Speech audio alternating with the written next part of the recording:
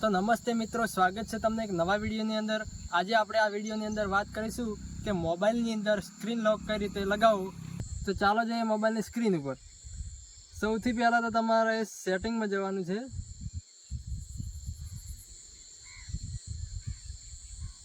ત્યાર પછી તમારે સર્ચ કરવાનું છે સિક્યુરિટી, SECURITY।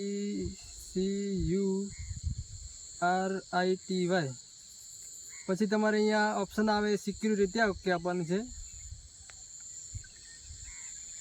ત્યાર પછી તમને ઓપ્શન મળશે પિન, ફિંગરપ્રિન્ટ અને ફેસ, આ ત્રણ ઓપ્શન મળશે।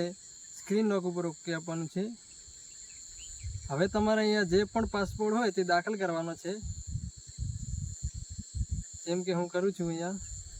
હવે તમારે જે પણ પેટર્ન સેટ કરવો હોય તે અહીંયા પેટર્ન ઉપર ઓકે આપવાનું છે। ધારો કે હું આ ઉદાહરણ લઈ લઉં છું,